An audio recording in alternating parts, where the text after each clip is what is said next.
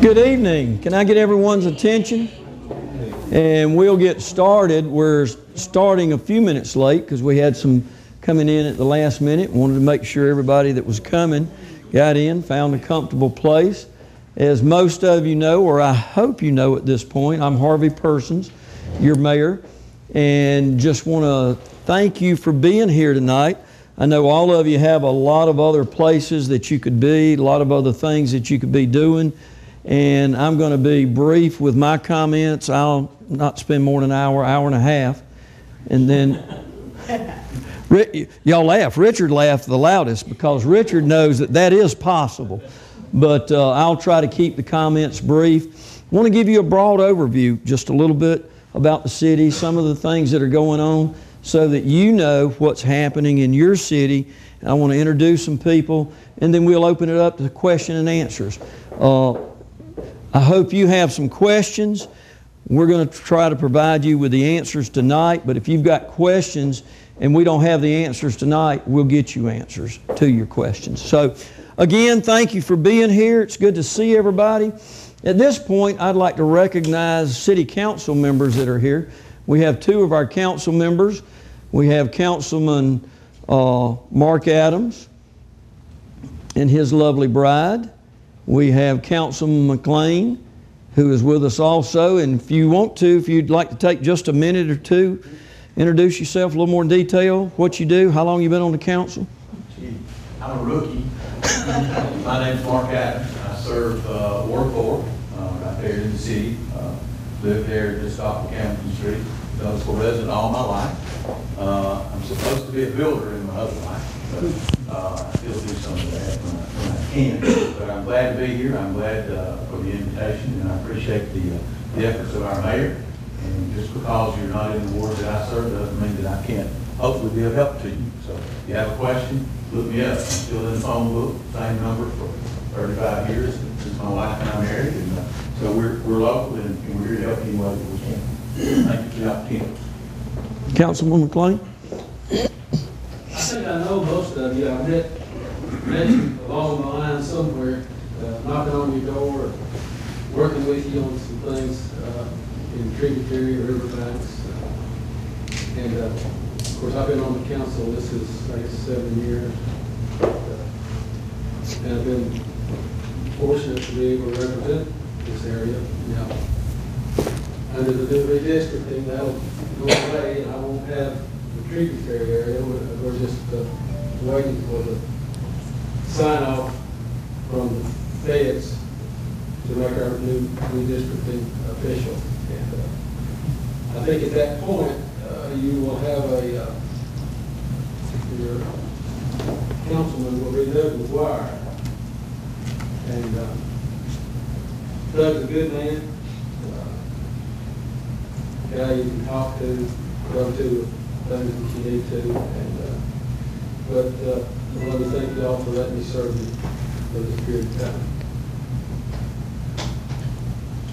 Okay, thank you.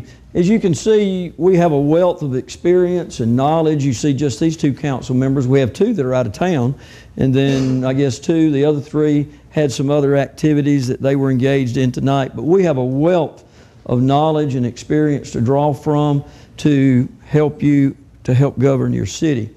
At this time, I want to introduce our city manager, Bill Osborne.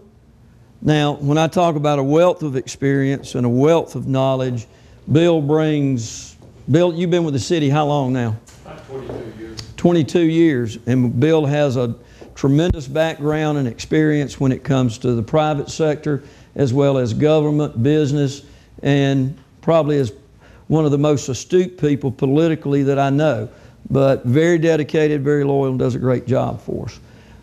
We also have with us tonight, I think most of you know or hope you know already, our chief, Chris WOMACK.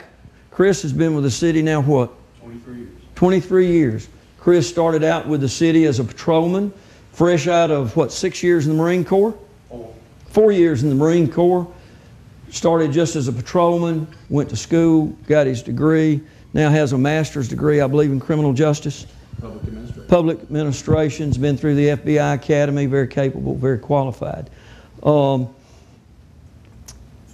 Very dedicated. We also have with us Fred Perry.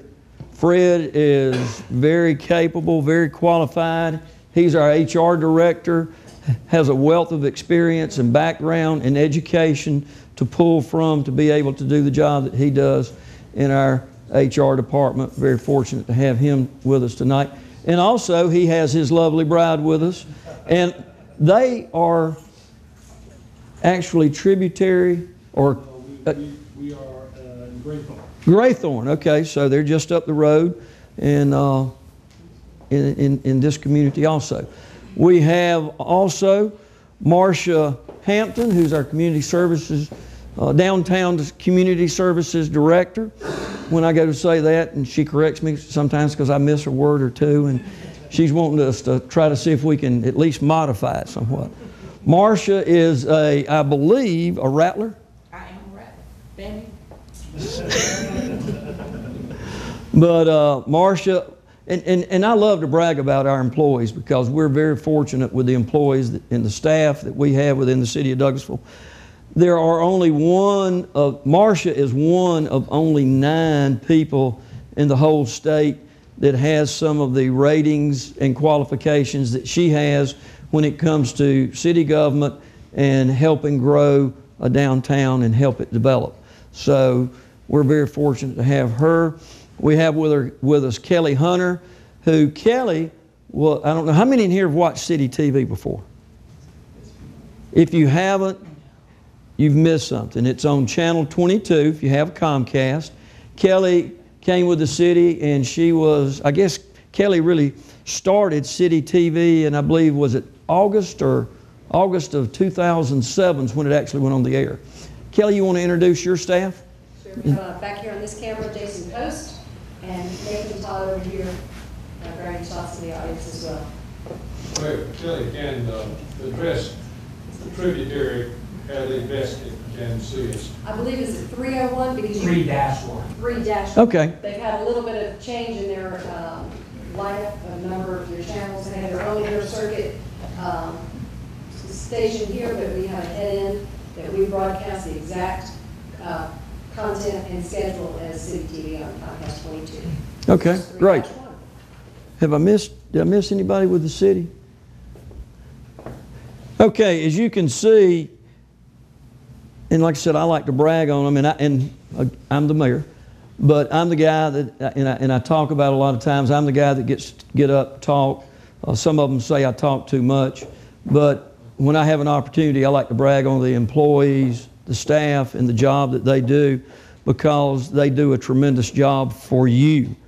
We talk about all the time, the city government and employees and staff exist for one reason, and that's to provide you with the services that you want, need, and expect. And as you can see just from the ones that I've introduced, you have some very capable, and I might add dedicated and loyal people that are here for one purpose, and that's to serve you, the residents of Douglasville. We like to feel, or we do feel, we have a great city, we have a great staff, we have great employees, but we also have great citizens that we're here to serve and represent, and that's what we're here to do. And that's the purpose of tonight's meeting, to get out and get closer to you. The purpose of tonight's meeting is to communicate, communications. And with communications, it's a two-way street. A lot of times when you see people campaigning, you see them in your neighborhood, you see them putting up signs, you see them doing a lot of things, and then where do they go? This is one of the commitments that I made to the citizens when I was campaigning, that we wanted to use all methods or all the communication tools that were available to communicate with you, to do our best to let you know what's going on with your city and your government. It's not ours, it's yours. And I like to think, or I know I do personally, if I know what's going on within my government and get to see and interact with, I feel better about it. We all pay taxes. You like to know, where's it going? Who are the folks that are spending it? What are they doing with it? Well, you've seen a sampling of it here tonight, and we want to tell you some things, and then I'm going to open it up for some questions from you, and like I said, we'll work to give you the answers. But communications is a two-way street. We want to talk, you listen, then we want you to talk and us listen. If we're meeting your needs, we like to know that. If we're not, or you have questions, we want to hear what they are. And then we want to work with you to solve whatever issues you may have. And when I said work with you, one of the things that you may have heard me campaign on is I said I wanted to help make Douglasville be one of the premier places in America to live, work, play, raise a family, and have a safe community while we were doing all that. And when I said help make, I was very intentional with the wording. I didn't say I'm going to make Douglasville anything. I want to help make, because it takes a lot of people working together to make that happen. It takes the elected officials, the staff, the employees, and then you, the community, and the residents to help make it the community that you want it to be. It takes all of us working together. And with communications, to me, I feel it's a privilege. Truly a privilege to me to be able to get up here and talk to you, communicate what we're working to do for you, the citizens. And it's a responsibility, I feel, for us to communicate with you. Because if we come through and campaign, ask you for your vote, ask you for your support, and say we're going to do this, do that, and then you never see us again, to me, we haven't fulfilled that commitment that we've made to you when we were campaigning. So to me, communicating with you, coming back to talk to you, is, to me, a responsibility that we should do. And like I said, I guess it's like a marriage. To me, you get married, but then if you quit talking to one another, you don't have much of a relationship. But if you continue to talk, communicate, exchange thoughts, ideas, then you have a better relationship. And to me, that's what our government should be about. With that being said, I want to get into several of the items that I want to briefly touch on tonight. And there are several items that I want to talk about, go over in a very broad overview. And what I'll tell you that we're going to talk about is not in any particular order for any particular reason, but I want to touch on finance, budget, finances, our budget, taxes. That's probably not important to anybody here, is it? Taxes. Probably all of you have more money than you know what to do with, and you don't have to have a budget, and you don't have to worry about your finances, do you? Believe it or not, your government is no different. We need to be very astute when it comes to looking at our finances, our budgets. And then the way that we generate revenue is by taxes. So we need to make sure we're doing the right things and are being good stewards of your tax money, because that's where our revenue comes from, taxes and some of the other services that we provide. But the taxes are one of the biggest reasons. So we need to make sure, and to me, we're stewards, or should be stewards, of your money. Are we being good stewards or bad stewards? And we'll talk just a little bit about that. Tourism, our new conference center, transportation, economic development, city-county cooperation. That was one of the big buzzwords during the campaign, city-county cooperation. And there were 3 other candidates that were running with me, and I commend each one of them. I know them all personally. Very good people, very capable. But I was fortunate enough to win the election and become your mayor. But that was something that we were all talking about, and there was a lot of conversation about city-county cooperation. And I'm going to touch on that and tell you where we are with it. The Tributary community. Now, I know y'all don't have any interest in Tributary and what's going on down here and what the city's thoughts and ideas are and what we want to do, but I'm going to touch on it anyway. Public safety. Is public safety a concern and an interest to you in your community? Do you want to have a safe place to live in? Do you want to feel that you can get out and walk your dogs or let your children get out and play? and not feel threatened or intimidated? Sure you do. That's what we all want. We all want a safe community. And I'm going to touch on that and then just let our chief just for a minute talk to you about that. And I'm going to tell you where we are with it and what our commitment is to you and your public safety. So that's kind of the items that I'm going to touch on. And like I said, I'm going to do a broad, quick overview of them and then open it up for question and answers to see if there's anything that maybe I didn't touch on, which is a multitude of things. The staff, and some of you have heard me say this before, but I can look out there and there's 2 or 3 in particular that just tighten up when they see me get a podium and get this grip on it and get a microphone. Because I can talk, but I'm also passionate about what I'm talking about, and that is your city and where we're going. I've lived, let me tell you just real quick a little bit about me for those of you that missed that while I was campaigning. But I've lived in Douglasville, Douglas County, well really lived in Douglasville, actually within the city limits for 35 years. When I campaigned, my little push card had my home phone number on it. It was the same phone number that's been listed in the phone book, City of Douglasville, for 35 years.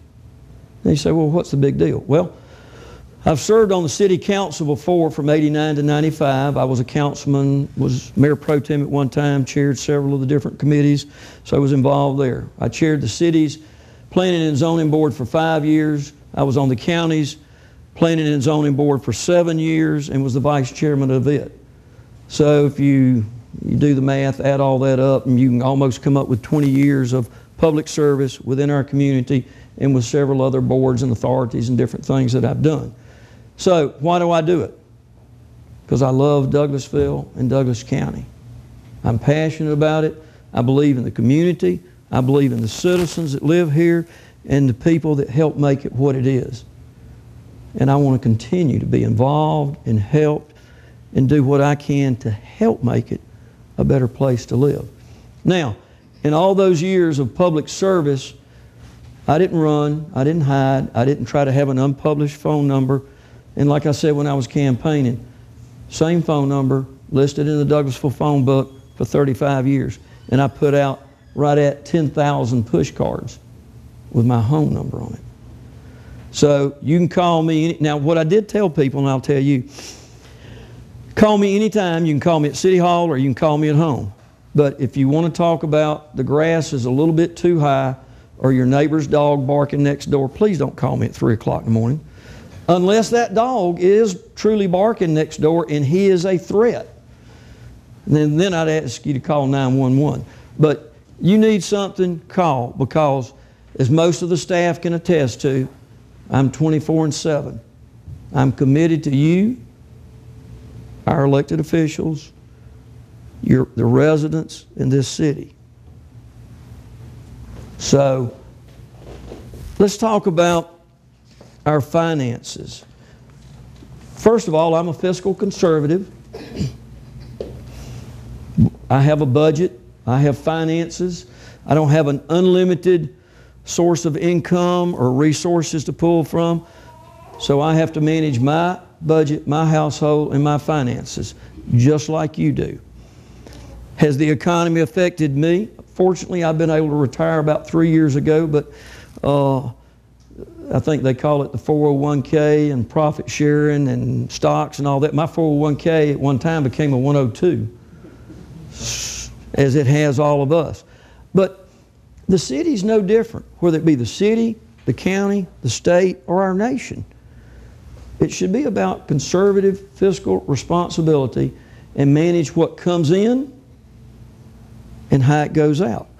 And that's an approach that we take, and you have my commitment that we'll continue to take with the city of Douglasville. We passed a budget in June, and on August the 2nd, the city council actually voted to make sure that we hold the line on taxes and the annual budget that we adopted in June. And it clearly reflects a hold the line approach on spending. We know that you have limited resources and that the economy has hit you. It's affected us. But like I said when I first started, we need to be good stewards of what you give us to manage, operate, and what we do with it. And we're committed to you to do that. As a matter of fact, the budget that we adopted had a 9%, the 2012-2013 budget that we adopted had a 9% decrease over the final budget of 2011 and 2012 that was adopted. And you say, well, how can you have a 9% decrease? Well, one thing is we didn't want to raise your taxes. Not only that, but we felt that we needed to manage the resources that we have and be conservative and fiscally responsible, just like you're having to do. And these employees that you see in the room are committed to that. The council members that you just have met and the ones that are not here are all committed to that. We held the same millage rate, which is 3.854. You say, well, okay, so what?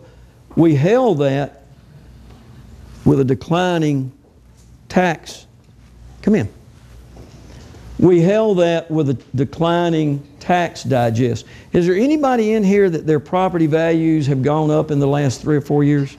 Come in, come on. No, what's happened is your property values have gone down. But we've maintained the same millage rate so that we can have good fiscal accounting and responsibility and make sure that we spend your money properly while still maintaining the services that you want, need, and expect. These employees that you just met and many others are committed to that, dedicated to that, and put in long hours to ensure that you're getting that. Tourism in the new conference center. How many have seen the new conference center going up downtown? If you haven't seen it, I would encourage you to go downtown and see it. It's going to be a fantastic facility. Like I said earlier, I get to stand up here and talk about it. I was not the guy that initially started that. There was a lot that went on behind the scenes. The former mayor, former council, city manager, and staff had a tremendous amount to do with the planning and the putting together to start that project. But your current mayor and council now have inherited it, and I assure you we're going to see that it's utilized properly. But let me tell you another thing with it. Right now it's 80% complete and it's on budget. It's a $14.5, $15 million project. So many times you hear about cost overruns and mismanagement of the building and how it's done. 80% complete, it's on budget and on time. And that's attributable to the city manager and the staff and the employees that are staying on top of it and making sure that you're getting every penny that you should get from that investment.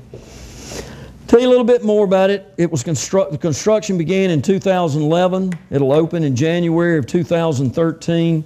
And again, as I told you, it's 80% complete, on budget, and on time. It's approximately 38,000 square feet. It has a ballroom that can accommodate 560 people, banquet style. And then you can split it up into 5 different rooms if you wanted or needed to. It has a full-service kitchen, has 2 bride rooms. In other words, we could have not necessarily 2 brides at one time, but you can have 2 different weddings going on at the same time, and there are provisions for each one of the brides to have their own separate dressing room. So a lot of planning, a lot of hard work has gone into it. The auditorium itself seats 156, and tomorrow I'm actually going to sign the contract for the exclusive caterer, who is Carroll Parks Catering out of Atlanta, very well known, very well respected in the Atlanta metropolitan area, and she will be the caterer for the facility. And you may ask yourself, well, you know, if they're going to have a full service caterer and facilities like that, well, could we even afford to rent it? That was one of the things that we were very about and talked about and looked at when we were looking for a caterer. Put it out for bid, made sure that there were certain specifications that we were looking for that would meet your needs, and then we had a bid process that we went through, and we narrowed the bidding down.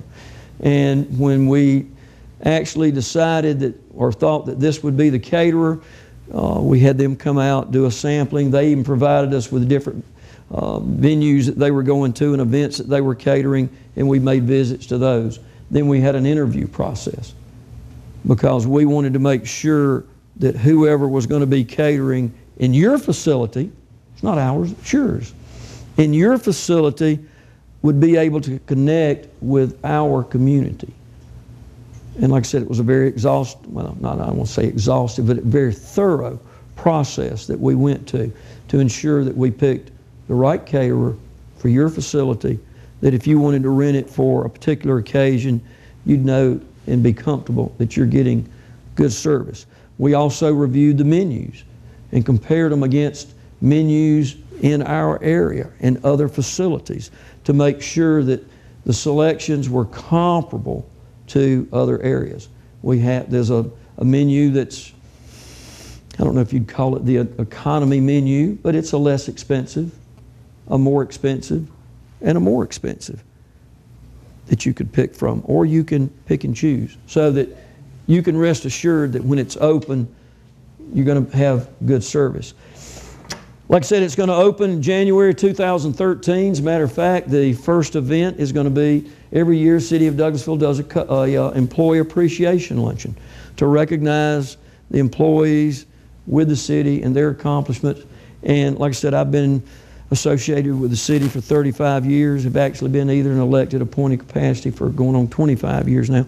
And when you go to one of these events and you see the number of employees that have long time continued service, to me that says something about the city and the environment and their dedication for what they're doing. And that is to serve you, the citizens. That's our sole purpose.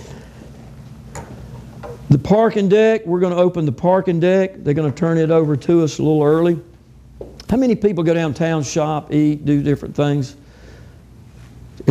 Parking's not an issue, is it? No. We're going to, hopefully we've solved, remedied, improved on that situation.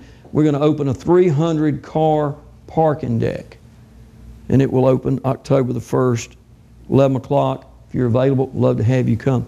And Marcia, we're going to charge how much for parking? $0. $0. We want the use of the facility to go towards paying for that parking so that we can encourage you to come downtown, shop, play, work, eat. So it'll be free. It'll open October the 1st. Let's move on. Talk about transportation. As you know, there was a referendum on the ballot July the 31st, and it was called the TIA referendum, Transportation Initiative Act. No need in dwelling a whole lot on it because it didn't pass, but it was to impose a 1% sales tax on the community to then go towards helping improve and develop transportation initiatives. It didn't pass, but we're still committed to transportation and being sure that you can move to and fro in a timely manner within your community. We work with our state legislators, the DOT, as well as national legislators. David Scott, who is the congressional representative of this area, has worked very hard with us on transportation initiatives. And how many are familiar with the 92 bypass project? There's $95 million federal dollars that are committed to that project. And we're working diligently to stay in touch with our congressional representatives as well as local DOT and state representatives to ensure that that project continues to move along. As a matter of fact, DOT's in the process right now of securing right-of-way, and the plans are moving forward to finish that project. Economic development. That was another thing that was a hot topic on the campaign trail. And I was talking to a guy one day and was launching into this thing about economic development and da-da-da, and he looked at me and he said, "It's about jobs, stupid." That's what economic development's about, jobs. Bringing the right economic development to your community so that we have good jobs, we have good paying jobs. And I know a lot of us I drove all over the place when I was working, I'm still working, but before I retired. But a lot of you I know drive to Atlanta, drive to different areas. But one of the things that makes a community more vibrant is good quality paying jobs. It's good for the economy, it's good for the community, helps the tax base, and it just makes it a much better community. So we're working diligently to increase economic development, make sure we've got good, sound paying jobs. And with that, and I'll get more into the city-county cooperation, but with the economic development, the city and the county are working together. You heard a lot about the difference between the county development and city development, and we're working very closely together to make sure that we get the right economic development within our community, because if it's good for the city, it needs to be good for the county. If it's good for the county, it needs to be good for the city. So there's a joint cooperation going on there to make sure that we get the right economic development. GMA, which the initials GMA probably don't mean very much to you, but it's called the Georgia Municipal Association, and GMA is short for that. Georgia Municipal Association is an association of which roughly 550 cities are a member of. And we share information, we share legislative experiences, we share a lot of things. And we have a convention once a year. We have it down in Savannah, and there'll be probably 3,000 to 4,000 elected and staff people from different cities that are there. GMA did a survey of the cities that were associated with GMA and asked them what was the #1 item that people had interest in, and it was economic development, good paying jobs. We recently made a change with our development authority, and I don't see him, Jeff's not here tonight, but Jeff Knowles is our new acting economic director. So moving along, one of the things that we want to make sure that we do is be more aggressive to attract business. Now you say, well, you're just going to look at business. No, what we want to do is be aggressive to attract quality businesses. Just businesses of any kind, get them in, that's not what we're looking for. We're looking for the quality businesses that are going to help you and help make Douglasville and Douglas County a better community.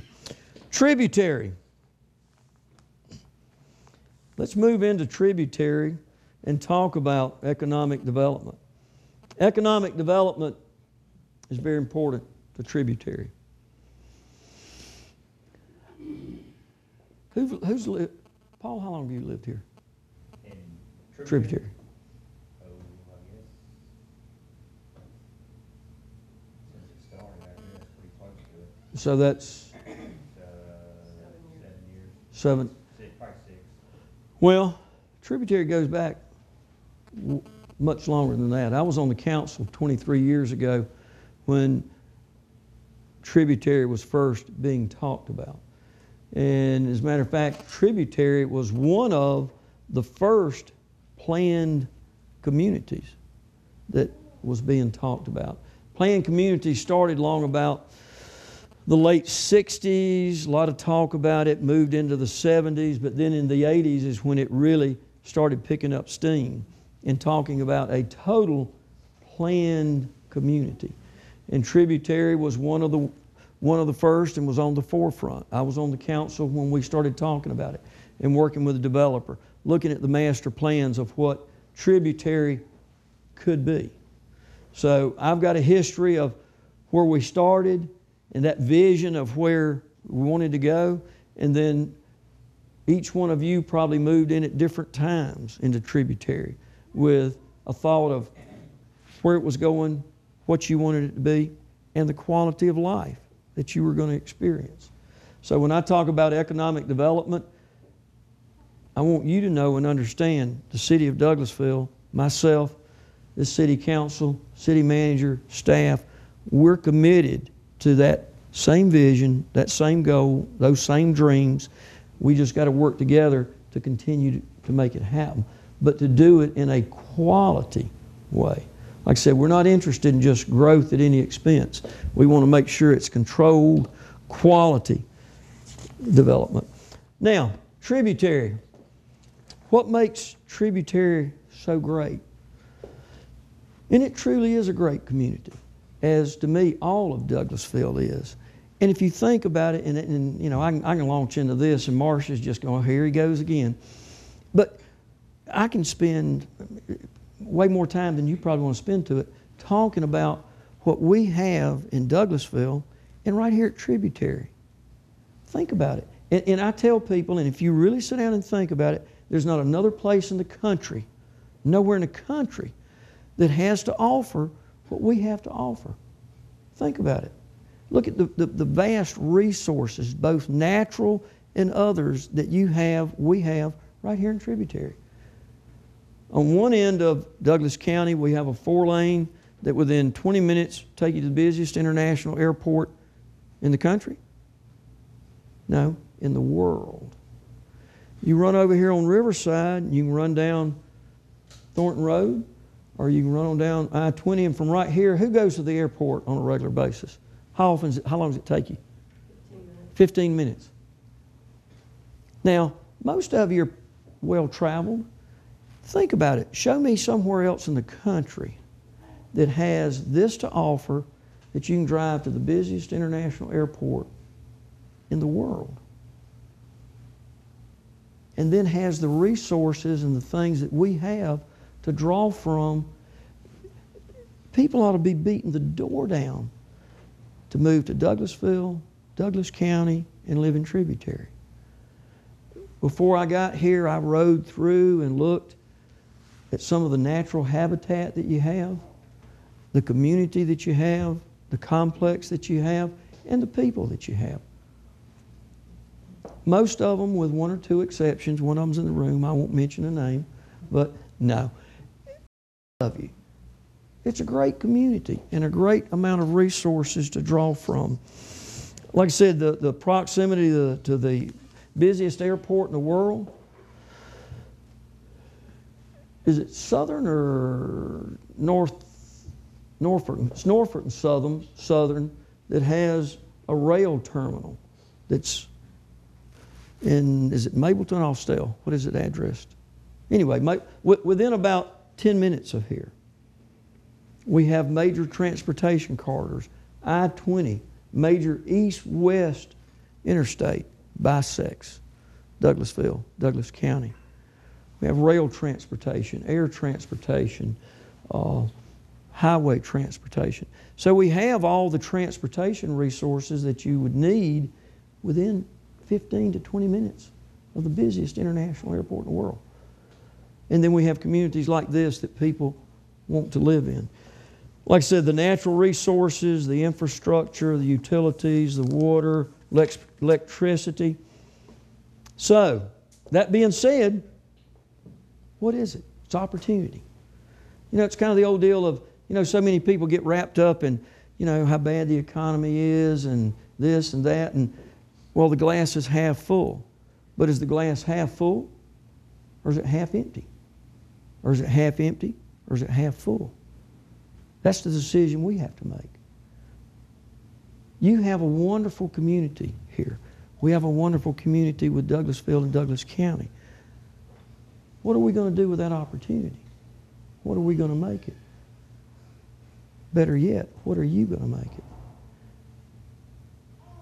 How do we, working together as elected officials, city employees, staff, and you as a community, we got all we need to make it. And like I said, when I was campaigning, I talked to people and I looked at, and some of you have heard this story, and the ones that have heard it humor me. But I was talking to a lady one day when I was campaigning, and she said, well, what do you want to do? And I said, I want to help make Douglasville be one of the premier places in America to live, work, play, raise a family, and have a safe community to do all that in. She looked at me, and you know what she said? That'll never happen in Douglas County. I looked at this lady, have a lot of respect for her, I've known her 35 years. And I looked back at her and I said, you know what? You're exactly right. You're 100% correct. It'll never happen with that kind of attitude. With that kind of attitude. Now, before I said that, I talked about all the resources, all the opportunity, all that we've got to offer. But it boils down to, what's our attitude about what we've got? What's your attitude? Where do you plug in? How do you help with it? And I can assure you, your city council, this staff is committed to you to help make it be one of the premier places in America to live. So, we're going to work hard to do it. City and county are working together. Our chairman, I'm talking about city-county cooperation. Our chairman, Tom Wortham, and I have worked successfully together since I took office. We're longtime friends. Like I said, I served on the county's zoning board for 7 years. We're working together to help you help make this the community you want it to be. Now, do we always get along? Do we always agree? No. Now, tell you a little quick story. I don't know about y'all, but the woman I've lived with, slept with, been married to for 35 years, we don't always agree. But we agree to disagree and move forward to that common goal, common vision, common objective that we've got. Same thing with all of us in this room. We're not going to always agree, but we should have that same shared goal, same shared vision, and where we want to go. Now, we're going to disagree a little bit at a time or two on how we're going to get there and what we're going to do to get there. But we need to work together to make sure we get that same shared common goal and vision. But anyway, the county and we're working well together. A good example of that is loss negotiation. Who knows what loss negotiations are or are all about? My friend Mr. Siegel back there in the back. Who else? Well, let me tell you. Loss negotiation stands for local option sales tax. The community voted several years ago to impose a 1% local option sales tax on themselves, and then for it to be redistributed to the governments to then be able to keep your taxes low on property. Now, the interesting thing with that is every 10 years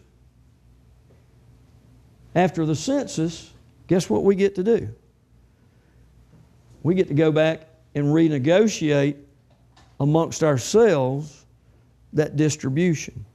Now, there's legislation on how it's done, what you do and all, and we've just finished that up, and we're able, and I talk about city-county cooperation, to be able to do that without having to go to court and let a judge decide. And in doing that, it enabled us to save time, money, and expenses, and that's back to being good stewards of your money. And we just finished that up. So that's a good example of a city-county cooperation. We're getting ready to start something called service delivery strategy. That's a part of that, loss negotiations that we go through every 10 years to decide as far as service delivery within the city and the county, what we do. Public safety.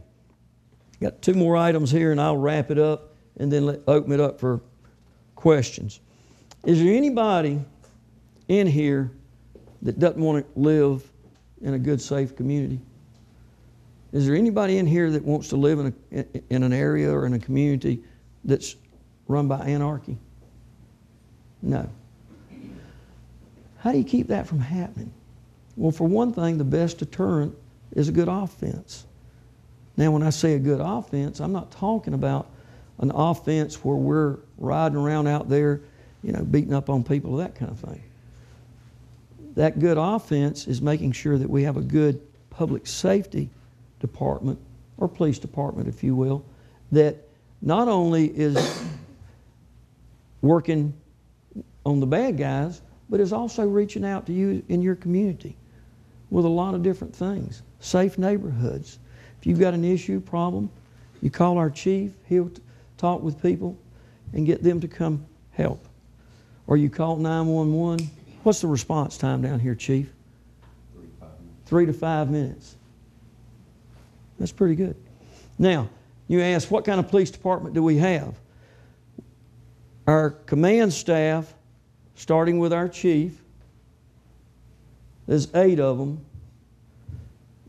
7 of the 8 have a bachelor's degree. It's pretty good, isn't it? 7 of the 8 have a master's degree. The command staff in your police department, 7 of the 8 have at least a master's degree, either in criminal justice, public administration. What else, Chief? What am I missing? That covers it. And they're dedicated and committed. Gentleman that just came in a little bit later, Captain Zach Artis. Captain Zach, you've got what? I believe just finished up your master's? Yes, sir. That gives you a little bit of the idea of the education and experience of the people that run your public safety department. They're very capable, very qualified, very committed to what they do. We have roughly, 95 sworn officers, new public safety building. I think most of you probably seen it up here on 92. State of the art. If you hadn't had an opportunity to get through it, you get with our chief. I'm sure he can get it scheduled, and we'll get you on a tour through there. It's a great facility to see. So we have, in my opinion, one of the finest police departments in the country. I'll put them up against anybody.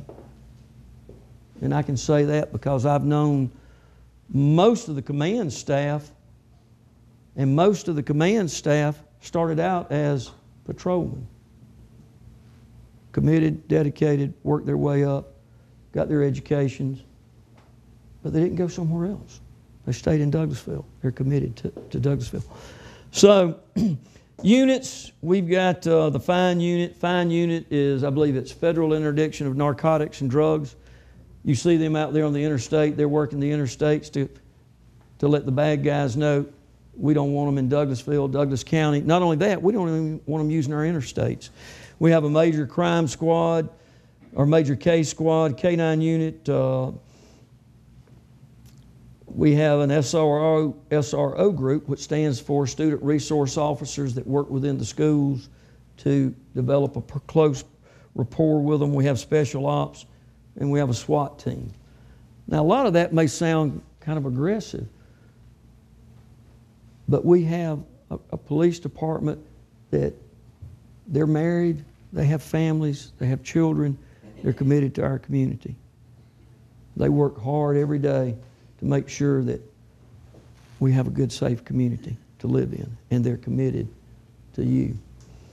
And I'm proud to be associated with them. As a matter of fact, they're 41% of the city's budget. That tells you the amount of resources that we commit to them.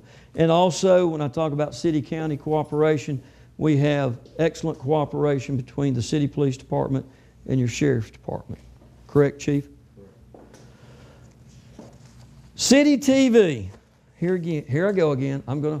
They blush sometimes, all of the staff, when I start to talk about them. But I just want you to understand the quality and the caliber of people that you have that are working for you. As I said, Kelly started City TV in, was it August or October of 07? So 5 years old, right? And her very capable and competent staff. But let me tell you something about them. And I mentioned the GMA conference that we have once a year in Savannah every year. We go down there, we have this nice conference, and then the opening session, we're in this huge conference hall. Probably, 2,000 or 3,000 people in there. And they do the opening video. I mean, they got a screen up there bigger than the side of this building. And guess who produces and puts that on? City TV. Now, the interesting part to that, This is their 4th consecutive year of doing it. And guess who pays their expenses to go down there? City? Your tax money? No. GMA pays for our city TV group to go down there on the ground, get a lot of they do a lot of things prior to getting it put together, and then that next morning after they've stayed up almost all night getting it ready, getting it edited, everybody comes in, sits down, they see this opening presentation that was put on by your city TV group. Now, I mentioned GMA is a membership of 550 some odd counties all across Georgia. Places like a little place called Atlanta, Marietta, Gwinnett County, the cities that they have. They can pick from any of those to put on that video. Who do they pick? City TV, and pay their expenses. 4th year in a row. And I say that again to tell you or let you know about the quality of people that are working for you to help make this the city that you want it to be to live in. So in closing, let me thank all of you for coming. Like I said, I could stand up here, as most of the staff will attest, I could stand up here all night and talk about the merits of Douglasville and our employees and staff and dedication and the loyalty and what they do. And they do it for one reason. You know, you say, well, they're doing it to get a paycheck. Well, guess what? The quality of people we have, they wouldn't have a problem going somewhere just to get a paycheck. But they're committed to you, they're committed to Douglasville, and as you can see by the people I've introduced, these are professional people. They're very capable, very qualified, and they're here to represent you as well as your mayor and city council. But why? Because we love you, we love our community, and we love where we live. And if you don't think I'm passionate about it and believe in it, if I hadn't convinced you, stay and I'll do some one-on-one and convince you of it. And everybody, we're committed to it. You're committed to it. You want a good place to live, and we want to help you do it. But it takes a community working together to make it happen. Again, thank you for being here. Like I said, we already have a great community. We have wonderful citizens. We got great residents. But my goal, my vision is us working together to help make it be one of the premier places in America to live, work, and play, raise a family, and have a safe environment. We've got everything we need to do it. We just got to work together to make it happen. Staff, Bill, any closing remarks or comments? Chief? One comment I'd like to make is that I'm pretty proud of. Georgia gets about 6 slots a year for certified officers to attend the FBI National Training Academy, and the police department has 3 on staff that have attended that, just to show you how competitive our department is against other departments.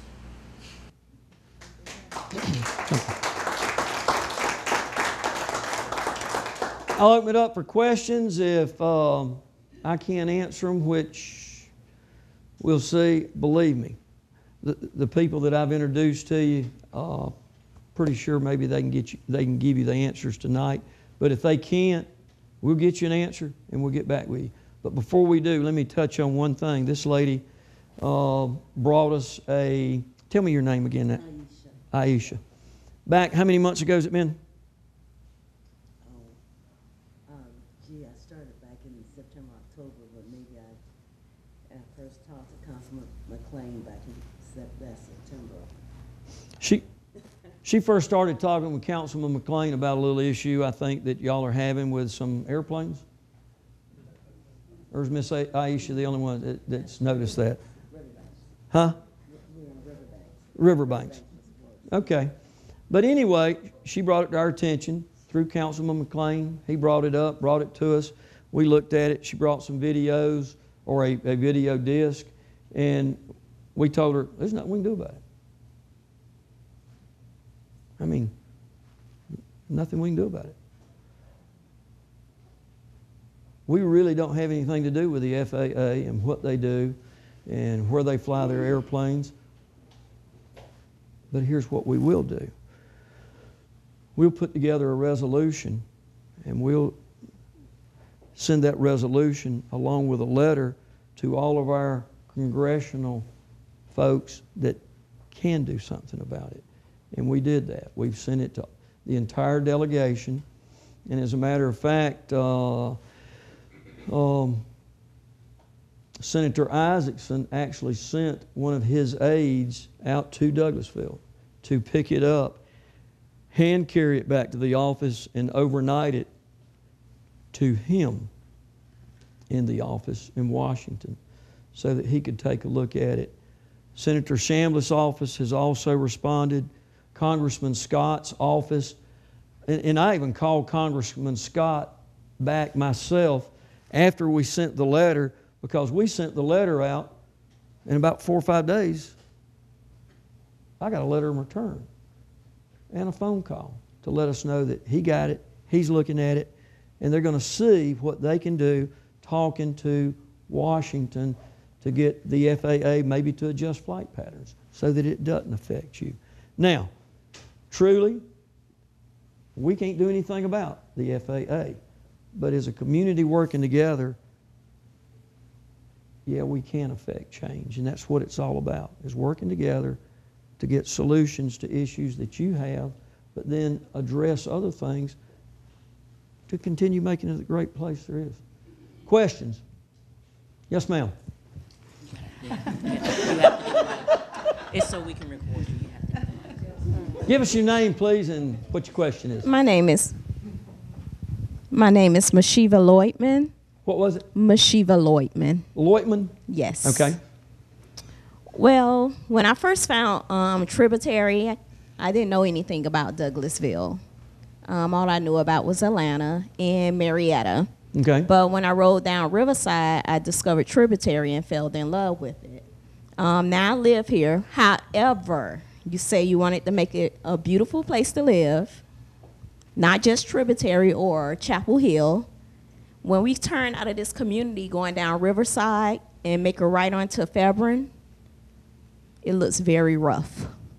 It changes big time. I mean, I rode completely down Chapel Hill one time when I left the mall, even when I was looking for a house, and it's beautiful. It's clean. It's nice looking. The communities look nice. Can we have that same look out here on Fairburn Road while we're heading towards the highway? Okay. Tell me what you, and we'll have some dialogue about that. I see a lot of junk. Like what? In people's yards. In people's yards. When you pass by all the houses that sits on the road, it just shows too much. Shows too much going, in their yard. I mean, old cars, yards that needs to be cut. I mean, it's just things that, a tourist or a regular person like me who is looking would pass by and see. And things like that, to me, should be addressed. Good point. Let me say this. First of all, we're limited as a government to be able to go on private property and dictate what you do with your property. Now, if the grass gets about like this, it becomes a public safety hazard or something, then we do have some things that we can do. And we do have ordinances when it comes to drunk cars and that type of thing. But what do we do and how do we do to really make it a better place so that it's somewhere that it will attract quality growth and quality development? Those are conversations that we're having right now with some developers that want to develop, but and I'll stand, I've had them in our conference room, and I've told them, let me tell you something, we're not interested in more distribution facilities. We're not interested in just big box warehouses that don't generate quality jobs. We want this area, and we feel just like you do. To me, this is a treasure down here, and we want to see it develop in the right way. Now, can we just as the government do that by ourselves? No. How do we do that? It takes partnership. It takes community working together. It takes private developers working together. And we're talking about some of that right now today with our economic development folks and talking to developers on how to develop this area so that it will be different than what you're currently looking at. but it will become what you want it to become. Now, does it happen overnight? No, ma'am. But you got to have a dream, you got to have a vision, you got to have a plan, and we're working on that. Mr. Osborne? The other part of that, Mr. Mayor, is what you were talking about earlier concerning city-county cooperation, because I think the area that the lady is identifying, while a little bit of it's in the city, most of it's in the unincorporated area, so that's one that we will need to be working with the county on. Okay. Mr. Perry? And just to piggyback on that, my wife and I, we said we live in Graythorne, so that has been a constant complaint of ours. The medians are often unkempt, and it's a lot of trash there. We spoke with Commissioner Mulcair, who's our commissioner, and he informed us that that's a state route. Those medians are ran by or pretty much maintained by the state. And so we are on a campaign, and we've been sending emails to representatives down at the Georgia Department of Transportation. So we could talk with you a little bit more after that, after this is over. Like I said, any questions that we don't address, don't answer, or some people come to a setting like this and, they want to ask a question, but they're hesitant to do so. I'm going to leave you our number, my name, staff's name, number. We're going to have a pad. If you got a question, write it down if you're not comfortable with it, and we'll get back with you. I have a question about it. Yes, sir. Name? I guess my question is, I'm looking to identify if you have a current list of the top traffic items that the city as well as the county or Douglasville are planning on working on with the failure to T-Splosh. Yes, sir. As a matter of fact, that was one of the things that, and another thing, I'm on the ARC, which is Atlanta Regional Transportation, or the Atlanta Regional Commission, and I went on it the first of this year as I became the mayor, and then I was fortunate enough to be appointed to the Transportation Committee. So I'm very fortunate to be able to serve you, but then to serve down at the ARC on transportation. One of the things that we as the city and the county did prior to the Transportation Initiative referendum, we actually developed a priority list of transportation needs and areas that we wanted to address. We actually put it out there on our website. We did, as well as the county. So, Kelly, I believe those are still on the website. You can get with Kelly before you leave, and you can actually go to our website and pull it up and see what that priority list is that we're going to look at and address. Now, are we going to be able to keep it the same since the Transportation Initiative didn't pass? Those are some discussions we're currently having and looking at as to how we reassess what the transportation needs are and what we do to correct them or address them. Does that answer it? It is. I mean, one of the items I had on, so I know that even Riverside, I think, which is outside of our community, I think it was listed to have improvements like in 2025 or something like that.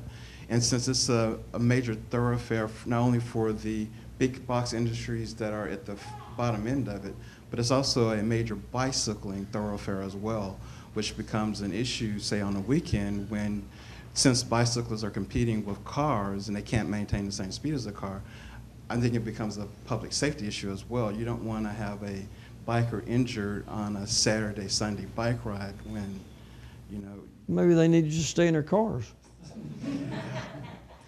I might agree with that, but I think there are a lot of biking people who might disagree with both of them. I said that and say it facetiously because I'll tell you how much I am committed to bicycling. You know where Roswell is? Yes. You ever ridden a bicycle from Roswell to the state capitol? No. It's 22.5 miles, I have. And that was one of the things when I first became mayor. We have something also called MAMA. It's the Metro Atlanta Mayors Association. And one of the things that it does to bring attention to pedestrian and bicycle safety and paths and whatnot is they started it 7 years ago. And a group of mayors and their cities get together and they ride from Roswell, the city hall in Roswell, all the way to the Capitol. It's an interesting little ride. But I rode it this year because I've been bicycling for 25, 30 years, competitively as well as for just recreation. And it is extremely important because that's another way to get off the road. It's another way to exercise. It's another way to recreate. And it is important. So we understand that. We're looking at it. The reason we did it to the state capitol is to increase the awareness at the state level of the importance of bicycling, pedestrian paths, and getting people out of cars and working on the transportation issues. And we do it in March when the legislature's in session. And that day we probably had, I think it was probably about 1,800 bicyclers that went. And this year I've been told we've got some people within the city that are actually going to ride with me. If I can, you know, this old guy can still do it again.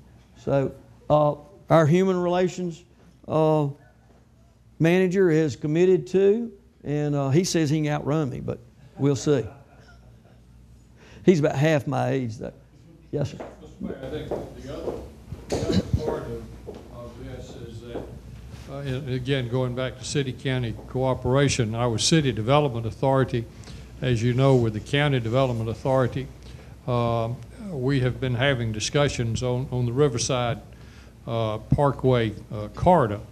And I think for Tributary, as we work on that, looking long range, that certainly would be appropriate for Tributary to have an apparatus so that they can give us input and we can keep them involved in the discussions. No timeline on anything in terms of when something may happen, but at least it's being addressed in terms of the issues the gentleman mentioned, as well as what you were talking about in terms of the future of this community.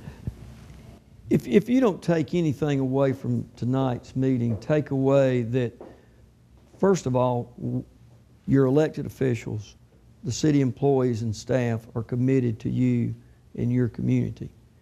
And some of the things you've mentioned as far as Riverside and making it, I mean, I saw the original plans back 25 years ago with pedestrian trails and bikeways and natural areas and a 4-lane thoroughfare and lighted pathways and a roadway. So believe me, I share your vision. But now here's the catch. Who's going to pay for it? How do you pay for it? And that's where planning and working together is the way you make that happen. Who in here has ever heard of Silicon Valley? Tell you another thing. I talked to some people about, you know, Tributary and Silicon Valley, and they look at me and they go, what have those got in common? Tell me something they have or had we don't have. Does anybody in here use Google? You know where the Google facility is? You ever been by there? You know how many of them they have in the country? How many? No, sir. I think like this, it's either 5 or 7 in the country. Guess where? 5 or 7. But guess where one of them is? Right here in Douglas County, right at the other end of Riverside. And you'd be surprised and amazed at the number of different companies along that lines are talking about. Why can't Riverside and this Tributary area be a data collection area or an IT area? You say, well, you know, that can, well, stop and think about it. Why can't it? We're within 20 minutes, 15, 20 minutes, busiest international airport in the world. We got all the natural resources to draw and gather from. And guess what? We've already got a start. But it takes planning, takes commitment, and it takes people working together to make it happen. The city, by ourselves, you don't want us to come out here and 4-lane Riverside from Thornton Road to 92, put up lights, bicycle paths, pedestrian walkways. Why? Cost. Unless you want us to raise your taxes substantially. So it can be done. There are other areas of community that have done it, or the country, and done it and figured out how to do it. That's what we got to do. And we've got a staff and a mayor and council, believe me, that are committed to that and working toward. As a matter of fact, I've challenged or charged our city manager and staff to start looking at. I don't know who takes Money Magazine in here. I'm the only one. Mr. Perry, Money Magazine just did an article and talked about the top 100 places in America to live. Guess what number Douglasville was? Anybody want to guess? We weren't even on there. Why? I can't even remember the names of some of the some place in Indiana and some place in Massachusetts. I don't even remember the names. People in Atlanta don't know about that. People in Atlanta don't. But let me tell you, we're working on that. We're working on that. How many people have smartphones in here? How many people looked at the new app that we have on, that you can get, that's free? And you talk about the people in Atlanta that don't know about it. How about the people in the rest of the world that don't know? We're working to make sure they do know and to know what we have to offer. But now we don't want everybody to just come to Douglasville. Let me tell you the key. The key is controlled quality growth and development. Controlled quality. We don't want just everybody to move to Douglasville, but we want controlled quality growth that will help give you and us and me. Like I said, I've lived here for 35 years. The quality of life that you want. Let me tell you something. 14 years ago, I built a house. Well, I actually built 2 houses.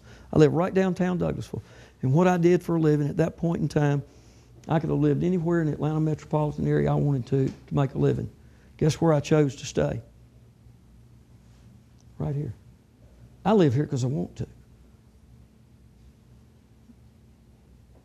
I was fortunate enough, blessed enough 3 or 4 years ago to be able to retire. I could live anywhere in the country I wanted to live. Guess where I choose to stay and live and contribute and continue to contribute?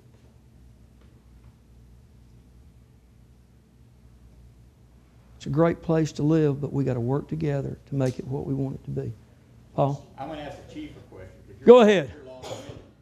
I can talk all night. I'm sorry. Can you give us your name, please? I'm Pamela Hale. Hale? H-A-L-E, Okay. yes. And I have to apologize to everybody for shouting out.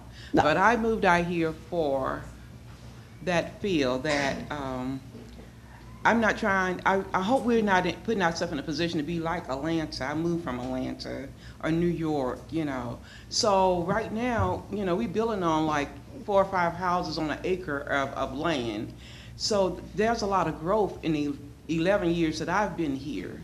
And congestion is here already. And I'm not saying stunt our growth, but I'm saying, can we pace it just a little bit, you know, a little slower or something? Because sometimes I want to come up off the boulevard. I get up sometimes very early in the morning to be off the boulevard before 11 o'clock. And I came from Atlanta, from the congestion. I don't want to have to go to the mountain, you know, to keep from being, you know, boned in or smothered. And I like what Douglasville has. And I want to continue to be like the little town that kind of shuts down after a certain hour. We don't need to be, you know, going on all night, you know. And I like that. That's why I moved here.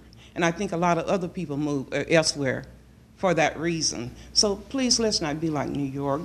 New Yorkers are coming here. They're looking for what we have here. So, Ms. Hale, let me tell you something. I am 100% with you. You've been here how many years? 11. When I first, Mr. Adams here has been here. He and his lovely bride been here. What? Well, I'm not going to ask him how long. 56. You're saying he doesn't even look that old, and that's not old. But he's lived here 56 years. When I moved out here 35 years ago, guess what? I was a newcomer. When I first moved out here 35 years ago, now believe this or not, you know where I-20 stopped? Highway 5. I tell people that and they say, how'd you get to Alabama? Well, guess what? You stayed on Highway 78 and went right on out to Alabama. But the point being, everybody, the last person in wants to lock the gate. So, and I agree, I understand what you're saying. But here's the thing. You are not going to stop growth. It's not going to happen. So what's the key? It's what I just said. It's up to us and you to have controlled quality growth that will help us maintain that quality of life that everybody in this room moved out here to have. And you can still grow and maintain that. If you have a plan, you work the plan, and you work together. So I agree with you 100%. But guess why I'm doing what I'm doing? To help you and you and you do just that. You know, don't take this the wrong way. There's a lot of other things I could be doing. There's a lot of other things all of you could be doing. But you're doing it why? Because you don't have anywhere else to go, nothing else to do? No. You're doing it because you want to. You're doing it because just what you talked about. You want that quality of life. That's what we all want and we're looking for. But I can't say, well, Mr. Osborne and me go home. Or Miss Hampton and, you know, me go home and run to the beach or run to the mountains or move to Florida. I want to stay here and have it in Douglasville. That's what you want, right? But you know what? Bill, can you do it by yourself? Miss Hampton? Chief? No, sir. It takes a community of people committed to that same common goal and objective and vision. Let me tell you something, people. Enough committed people in a much smaller group than this have changed the course of history. And you know the only difference in them and us? They believed they could. And they did it. Time after time after time after time again. What's the difference in them and us? It's just like that lady I talked to that day when she said, that'll never happen in Douglasville. Well, guess what? If you keep that, what I call stinking thinking, it won't. So, next question. Who else? Chief? Hey, Chief, maybe a quick crime report, maybe what's happening around the city, what your challenges are right now, and I guess maybe what we can do as a community to help with that. I'll be honest with you, I'm not going to be real politically correct on this answer. Easy now. But our biggest challenge, particularly on our major crimes, is we're fighting criminals coming out of Clayton, DeKalb, and Fulton. That's just a fact of life by who we're putting in jail. They come out here to prey on our residents, prey on our business owners, and try to scamper back inside 285. The last 3 weeks we've been really busy. We've had a couple of liquor store burglaries get hit. We put 4 people in jail. We're clearing up a bunch of crimes, but the crime game has changed out here for us. Back 20-something years ago when I started this, we dealt with the same 25, 30 men over and over. We knew them, they knew us, we had a relationship. You knew who was going to fight you, and you knew who was going to get in the car with you, and let's just go on to jail. We don't know these young cats we're fighting out here today, and they're much more violent. So that's a big challenge for us. You know, we've got to keep our people very educated. We've got to keep our people physically fit and fit to fight, because at any given moment, his life may be in my hands. So it's just the nature of the beast we have out here. These guys they'll hurt you for no reason, much less, you know, to steal $20 from you. So that's our big challenge. You know, copper theft comes and goes. Several months back, we were facing catalytic converters, broad open daylight, people going up underneath somebody's car in Target parking lot with a sawzall, and in less than 60 seconds, sawing a catalytic converter off. There's a small amount of platinum inside a catalytic converter. They're taking these to recycle yards. And you know, getting 60, 80 bucks. Well, you don't know till you get in there and cut your car, and it sounds like you fix to go to the NASCAR track when you fire your car up. But it's very expensive. Though, you know, those can cost $400 to $600 to have them replaced on your vehicle. That's some of the crimes we have down here. I did some stat checks for the past 6 months in Tributary in your community. Y'all have a very safe environment down here. Very low call volume. We have a few barking dog calls. We have a couple of speeding vehicle calls that we've come down here. But this area particularly right here is not a large call volume area.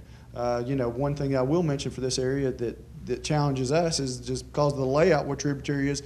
We also police up to Thornton Road, where the Walmart is there on Thornton Road. That's all the way up to Kroger. This is one zone from here to the Kroger. And imagine, you know, if somebody's getting their tail kicked up in Kroger parking lot on Thornton Road, going lights and sirens, it can still take a minute. So, you know, that's some of the challenges we face. That, you know, it's something I know everybody's. First off, I want to thank y'all for making time to be here. I know everybody's got someplace else to be tonight, but this was important for y'all to be here, and I appreciate that's why it's important for us to be here to support you. But does that help you out, Paul? Okay. Let me dovetail in on a little bit of him the microphone. I'm mic'd. And not you know, and crime is a concern to everybody in the country.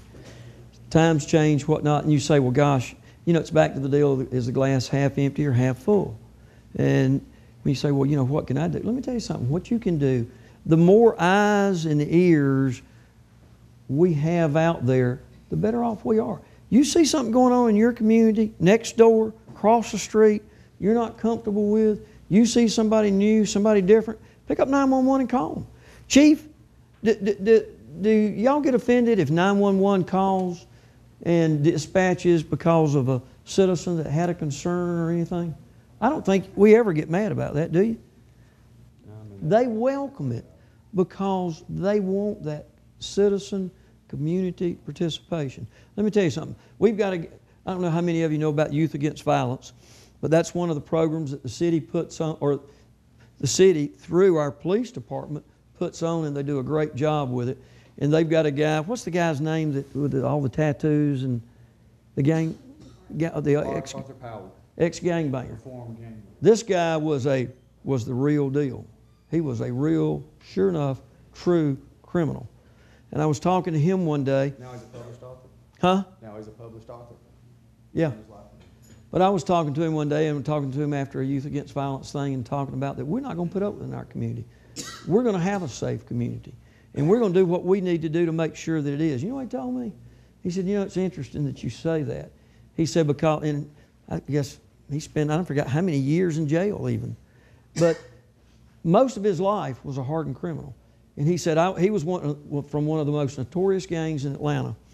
And he said, you say that, but he said, we used to go into a neighborhood just like any other business. He said, we'd go in, we'd set up and do the things that gangs do. Drugs, prostitution, robbing, stealing, doing all, to make money. It's money making. He said, but you know what? He said, there was one community that we tried to go into, and we couldn't do it. I said, why? He said, they wouldn't put up with it. He said, every time we'd show up, somebody's on the phone. Next thing we know, here's a police car. Or we'd set up, next thing we know, they're out there marching. He said, we tried over and over and over. He said, we never got a foothold in that neighborhood. I said, what'd you do? He said, we left. And we went to one that would put up with it. Let me tell you something, folks. We're not going to change how all other areas and communities do and live and whatnot. But you know what we can do? We can do it in here. We're not going to put up with it. And like the chief says, they come out here to steal or take or do whatever, we're going to put them in jail. Chief said we had a group come out, armed robbery, had some thefts, and what was it, the next day or 2 days later, you locked up 4 of them. Let me tell you, we're committed to you and having a safe community. Other questions?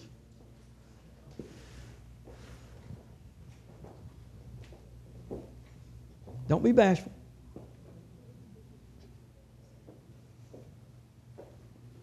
Going what? Yes, ma'am. Going back to community development, one of the reasons why I love this. Give us your name if you don't mind. Carla. My name is Carla Debro. Okay. Was the plan to open an area, have an area where work, lived, and play, but of course with the economic downturn, that has stopped.